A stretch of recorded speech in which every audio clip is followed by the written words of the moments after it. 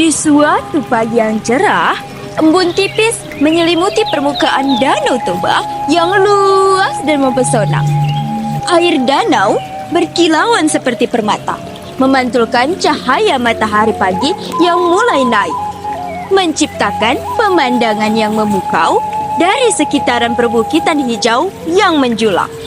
Di salah satu desa di pinggiran Danau Toba, hiduplah seorang anak yang bernama Jogi.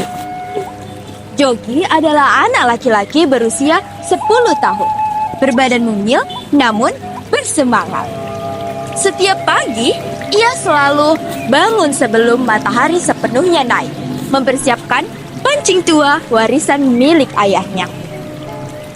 Pakaiannya sederhana, kaos lusuh dan juga celana pendek yang mulai pudar warnanya. Namun, ia selalu bersemangat saat hendak pergi memancing. Hebat kali pancing kini loh.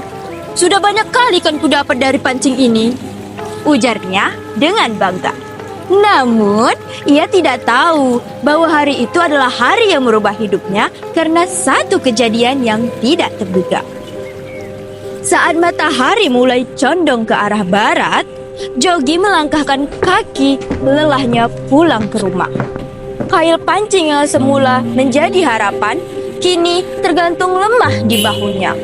Saat hendak pulang ke rumah, ia singgah sebentar di gubuk tua di pinggiran Danau Toba. Gubuk tua tersebut adalah gubuk tua yang biasa dipergunakan oleh para petani dan juga para pemancing beristirahat sejenak setelah melakukan aktivitas seharian. Di sudut gubuk tua tersebut, ada seorang kakek duduk berselonjor dengan santai, menatap cakrawala Danau Toba dengan mata yang penuh misteri. Namun, saat Jogi datang, kakek itu tersenyum lembut. "Mahua amang?" tanyanya dengan suara serak namun lembut. "Sogon najolaiya bohim, ahana masa." "Apung?" keluhnya dengan kesal.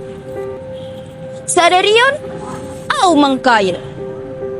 Alela sodong ikan na dapat.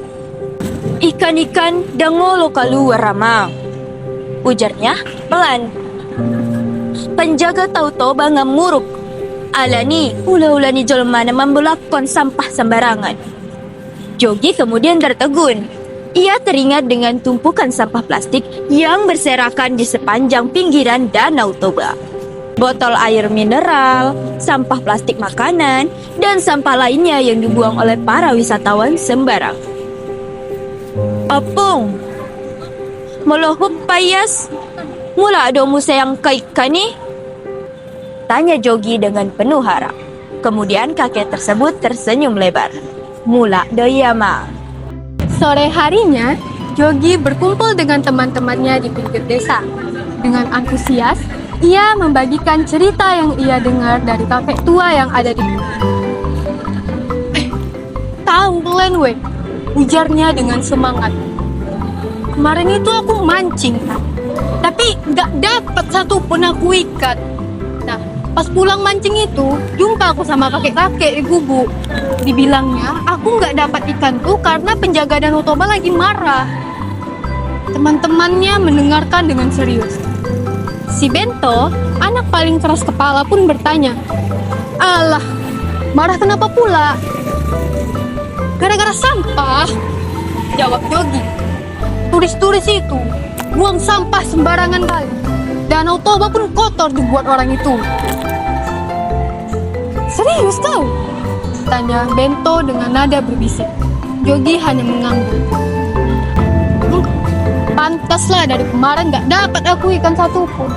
Rupanya gara-gara manusia gak tahu diri itu," timpal Benny. "Jadi apalah mau kita buat?" tanya Joshua, salah satu dari kawan mereka. "Ya geraklah kita," kata Jogi. "Gini, kumpulkan semua kawan. Kita buat aksi bersihkan danau. Kita kasih tahu turis-turis itu nggak boleh buang sampah sembarangan lagi." Rencana mereka pun mulai disusun. Mereka akan membuat poster, berbicara dengan orang tua, mengajak teman-teman sekolah, dan bahkan mendekati para pedagang di sekitar danau. Keesokan harinya, aksi mereka dimulai. anak-anak sekolah berkumpul, membawa kantong plastik, sarung tangan, dan semangat yang membara. Mereka mulai mengumpulkan sampah plastik, botol bekas, dan sampah-sampah lainnya yang ada di danau. Awalnya, para turis merasa keheranan melihat sekelompok anak kecil yang begitu fokus membersihkan sampah di Danau Toba. Namun, lama-kelamaan mereka ikut bergabung.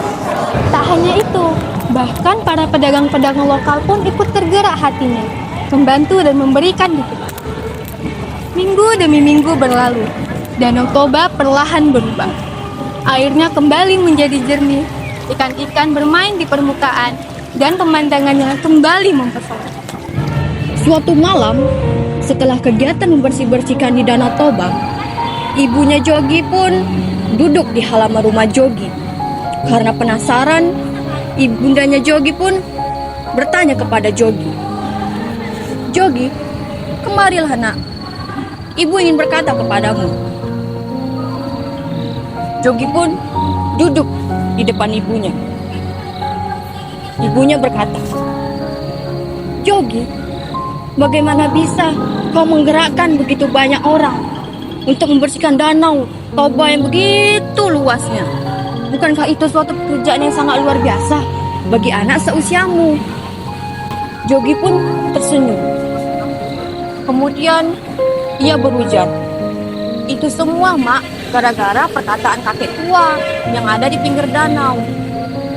Dia berkata kepada Jogi kalau Danau Toba itu marah kepada warga desa karena banyak orang yang membuang sampah di danaunya, Mak.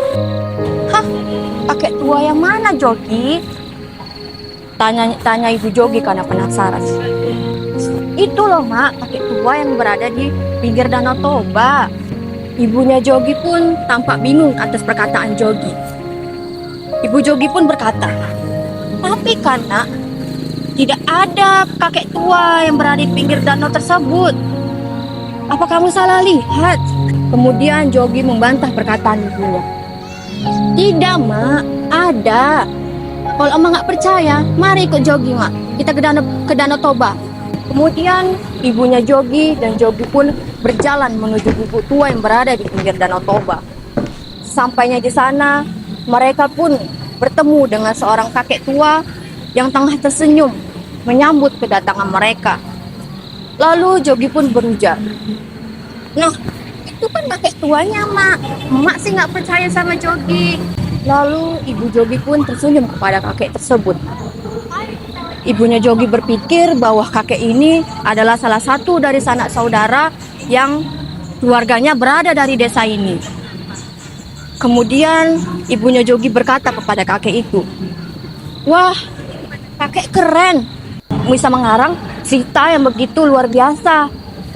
Sampai-sampai warga-warga dan juga anak-anak di sini percaya pada cerita kakek tentang Danau Toba ini." Kakek tua tersebut pun hanya menanggapi dengan tertawa kecil. Dikarenakan hari sudah mulai gelap, ibunda Jogi dan Jogi pun berpamitan kepada kakek tersebut. Dan ibunda Jogi berujar, "Kalau begitu, kami berdua pamit undur diri dulu ya, Kek. Silakan kalau kakek ada waktu, kakek bisa mampir ke rumah kami." Ujar dari ibu si Jogi. Jogi dan ibunya pun pergi meninggalkan atau menjauhkan dari gubuk tua kakek tersebut. Namun, ketika Jogi membalikkan badan untuk melambaikan tangan kepada kakek tersebut, Jogi begitu terkejut karena kakek tersebut telah hilang dari pandangan Jogi. Dengan raut kebingungan pun, Jogi membalikkan badannya ke arah depan. Sejak hari itu juga, Jogi menjadi pahlawan kecil dari desanya. Kisah tentang penjaga Danau Toba yang marah menjadi suatu pembelajaran berharga bagi kita semua, khususnya bagi turis-turis dari luar negeri yang mewajibkan mereka untuk mencintai alam dan menjaga keindahan Danau Toba.